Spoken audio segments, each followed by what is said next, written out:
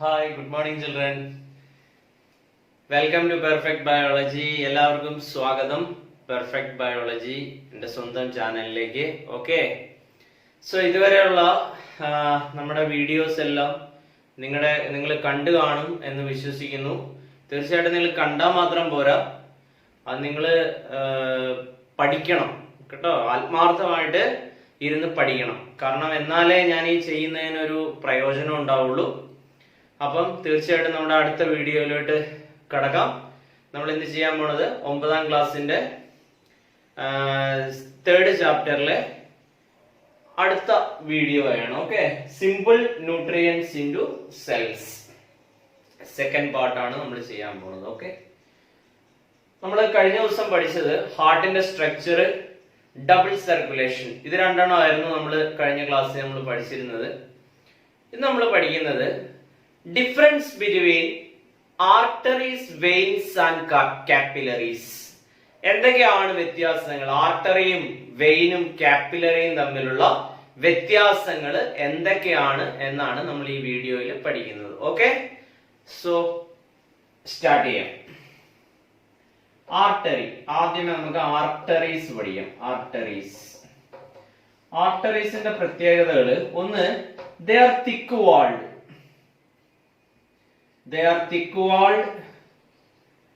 പിന്നെ രണ്ടാമത്തെ പ്രത്യേകത, ബ്ലഡ് ഫ്ലോ എന്ന് പറയുന്നത് വളരെ ഫാസ്റ്റ് ആയിരിക്കും. Blood flow is very fast. മൂന്നാമത്തെ ക്യാരക്ടർ എന്ന് പറയുന്നത് എന്താണ്? It carry blood from the heart.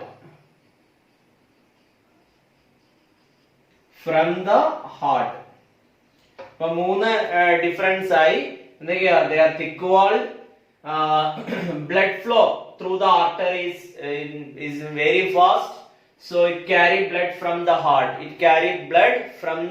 To the body parts. അതിലൊരു എക്സെപ്ഷൻ ഉണ്ട് കേട്ടോ, ഒരു എക്സെപ്ഷണൽ കേസ് ഉണ്ട്. that is pulmonary artery. നിങ്ങൾക്കറിയാം, pulmonary artery carry blood into the lungs. Okay, so കാരണം ആർട്ടറീസ് കോമൺ ആയിട്ട് പ്യുവർ ബ്ലഡിനെ ക്യാരി ചെയ്യുന്നതാണ്.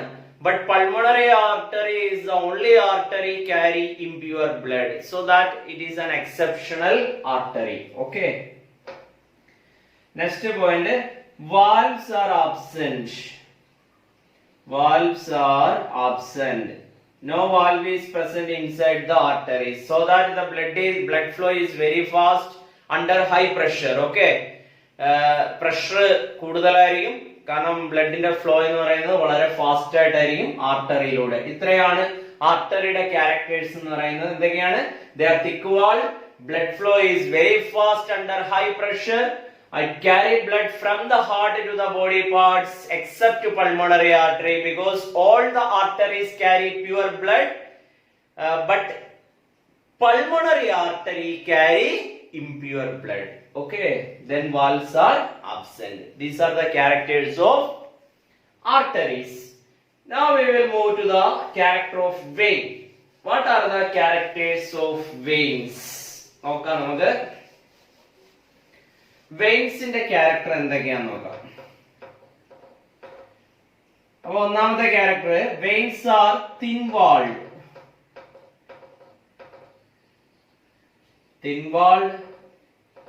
It carry blood into the heart.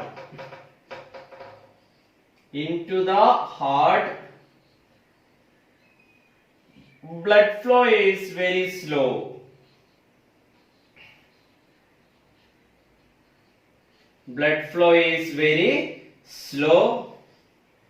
And valves are present. These are the characters, major characters of vein. Okay, once more you see, veins are thin walled. Veins carry blood into the heart. അതിനും ഉണ്ട് ഒരു exception, pulmonary vein. Normally veins carry impure blood, but pulmonary vein carry pure blood, so that it is an exceptional vein. And then blood flow is very slow under low pressure. Pressure is very low, so that the blood flow is also very slow through the veins. Valves are present. Valve ഉണ്ട്. Valve കാണുന്നുണ്ട് ഇതിന്റെ ഇടയിൽ. അതുകൊണ്ട് തന്നെ controlled ആണ്. Blood flow എന്ന് പറയുന്നത് controlled ആയിരിക്കും. Okay. So these are the characters of vein. Veins are thin walled. It carry blood into the heart, and blood flow is very slow, and valves are present. Okay. So next, capillaries. Capillaries എന്ന് പറഞ്ഞാൽ അതിന് ഒരു പ്രത്യേകതയുണ്ട്. Capillaries എന്ന് പറയുമ്പോൾ തന്നെ അതിന് ഒരു പ്രത്യേകതയുണ്ട്. ഒന്നാമത്തെ character, it connect arteries and veins. It connect arteries and veins. It connect arteries and veins. രണ്ടാമത്തത്, blood flow is very slow. Blood flow is very slow. Blood flow is very slow. മൂന്നാമത്തെ character, valves are present.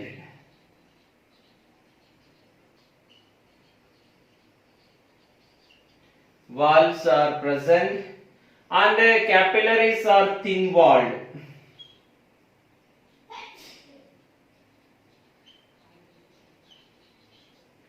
Okay, so these are the characters of capillaries. It connect arteries, and it is a connecting blood vessel between artery and the vein, and the blood flow is very slow through the capillaries, and valves are present, and they are thin walled blood vessels. Okay, these are the characters of capillaries. I hope you understood this, and the remaining, actually this is very important content for you for your examination. Maybe they will ask differentiate between arteries and vein, differentiate between capillaries and arteries, differentiate between capillaries and veins.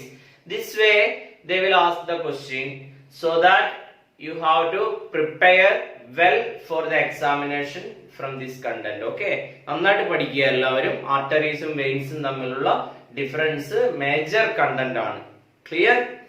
So next content is portal circulation.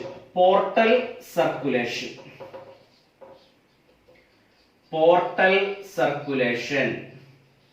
ഇത് സാധാരണ നമ്മള് circulation രണ്ട് type പഠിച്ചിരുന്നു അല്ലെ? രണ്ട് type സർക്കുലേഷനില് systemic സർക്കുലേഷനും pulmonary സർക്കുലേഷനും നമ്മൾ പഠിച്ചു. അത് കൂടാതെ ചില ഓർഗൻസിൽ നിന്ന്, ചില ഹ്യൂമൻ ഓർഗൻസിൽ നിന്ന് ബ്ലഡിനെ ഡയറക്റ്റ് ആയിട്ട് ക്യാരി ചെയ്യാനുള്ള ഒരു എബിലിറ്റി നമ്മുടെ ബ്ലഡ് വെസൽസിന് ഇല്ല. അപ്പൊ അങ്ങനെയുള്ള ബ്ലഡ് വെസൽ മീൻസ് ഇപ്പം ഉദാഹരണത്തിന് വീനക്കാവയോ അല്ലെ പൾമണറി വെയിനോ ഒന്നും തന്നെ ചില ബോഡി പാർട്സിൽ നിന്ന് ബ്ലഡിനെ എന്ത് ചെയ്യുന്നില്ല, റിസീവ് ചെയ്യുന്നില്ല. അപ്പം അങ്ങനെയുള്ള ബോഡി പാർട്സിൽ നിന്ന് ബ്ലഡിനെ റിസീവ് ചെയ്യുന്നത് കാപ്പിലറീസ് ആണ്. അവിടെയുള്ള കാപ്പിലറീസും പോർട്ടൽ വെയിനുകളുമാണ് അങ്ങനെയുള്ള ഓർഗൻസിൽ നിന്ന് ബ്ലഡിനെ എന്ത് ചെയ്യുന്നത്, ട്രാൻസ്പോർട്ട് ചെയ്യുന്നത് ഹാർട്ടിലേക്ക്. ആ സർക്കുലേഷൻ പറയുന്ന പേരാണ് എന്ത്, പോർട്ടൽ സർക്കുലേഷൻ എന്ന് പറയും. നമുക്ക് നോക്കാതെ അതിന്റെ ഒരു ഫ്ലോ ചാർട്ട് ഞാൻ നിങ്ങളെ കാണിച്ചു തരാം.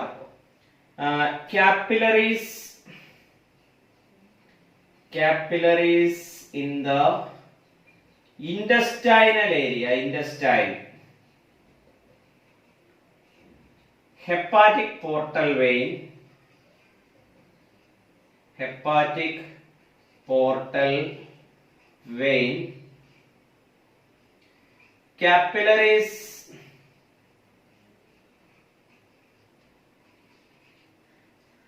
in the liver,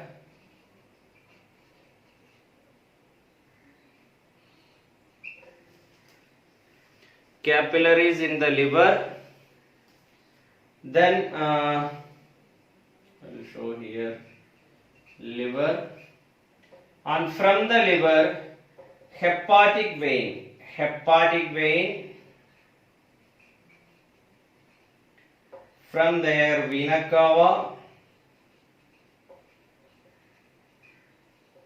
from vena cava to heart.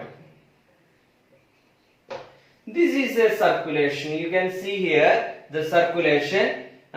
Capillaries in the intestinal area. From the intestine, capillaries transfer blood into the hepatic portal vein. Hepatic portal vein transfer that blood into the capillaries in the liver. From the liver, hepatic vein, one of the veins starting from the liver, it carry the impure blood into the vena cava.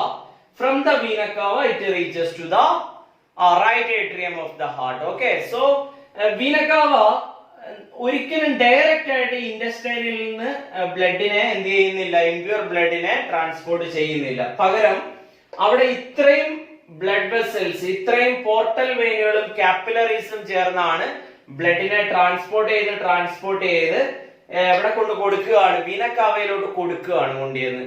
ആ അവസാനം vena cava അതിനെ എവിടെ എത്തിക്കും, ഹാർട്ടിലെത്തിക്കും. അപ്പൊ നിങ്ങൾ നോക്കുക, capillaries in the intestinal area, it transport blood into the hepatic portal vein. From the hepatic portal vein to the capillaries in the liver, then it reaches to the liver. That impure blood reaches to the liver. From the liver, hepatic vein transport that impure blood, ashuddha raktate, it transport into vena cava. Vena cava, then it reaches to the right atrium of the heart. This circulation is called portal circulation. അത് സാധാരണഗതിയിൽ നടക്കുന്നത് ചില ഓർഗൻസിൽ നിന്ന് നമ്മുടെ blood വെസൽസിന് direct ആയിട്ട് ബ്ലഡിനെ receive ചെയ്യാൻ പറ്റില്ല. അങ്ങനെയുള്ള ഓർഗൻസിലാണ് ഏത് നടക്കുന്നത്, ഈ പോർട്ടൽ സർക്കുലേഷൻ നടക്കുന്നത്. Okay, so this is the portal circulation. Once more I will explain to you. Capillaries in the intestine, it transport impure blood into the hepatic portal vein, and from the hepatic portal vein to the capillaries in the liver, and from the capillaries it reaches to the liver. From the liver, hepatic vein receive the impure blood and transport to vena cava. Vena cava at last it transport into the right atrium of the heart. This circulation is called portal circulation because it involves portal veins. That is why this circulation is called portal circulation. Okay, I hope you understood this. So next is the general topics in this chapter.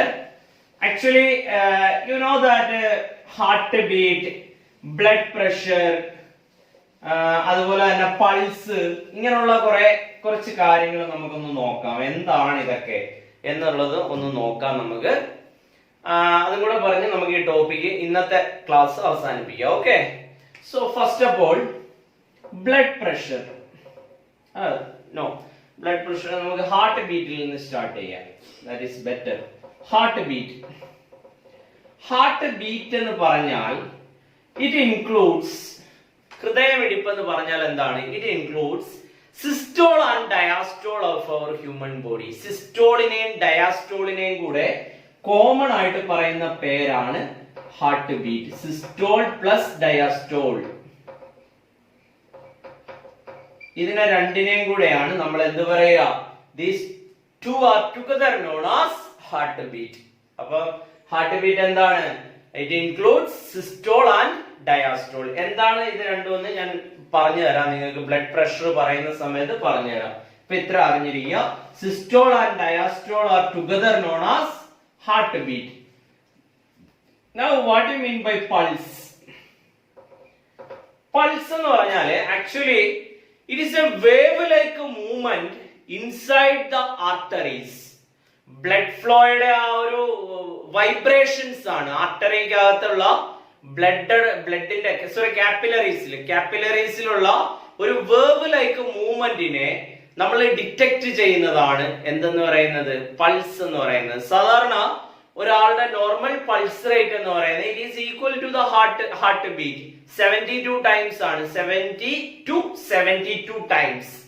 70 മുതൽ 72 വരെ normal ആയിട്ടുള്ള ഒരു pulse rate ഒരാളുടെ ബോഡിയിൽ ഉണ്ടാവും. ചിലപ്പോൾ അങ്ങോട്ടും ഇങ്ങോട്ടും ഒക്കെ ചെറിയൊരു വേരിയേഷൻ ഒക്കെ വരാം according to their body structure and പിന്നെ ഹാർട്ടും ആർട്ടറിയും തമ്മിലുള്ള ലെങ്തിന്റെ ഡിഫറൻസിലൊക്കെ ചിലപ്പോൾ ഒരു വേരിയേഷൻ ഒക്കെ വരാം. എങ്കിൽ പോലും 72 പ്രാവശ്യമാണ് 72 പ്രാവശ്യമാണ് ഒരു നോർമൽ ആയിട്ടുള്ള ഒരു വ്യക്തിയുടെ പൾസ് റേറ്റ് എന്ന് പറയുന്നത്. ഓക്കെ, സോ പൾസ് എന്ന് പറഞ്ഞാൽ എന്താ? wave like movement inside the capillaries while the blood is flowing. That sound is called pulse. That sound is called pulse. Now നമ്മൾ പഠിക്കാൻ പോണ എന്താണ്? ബ്ലഡ് പ്രഷർ ആണ്. ബ്ലഡ്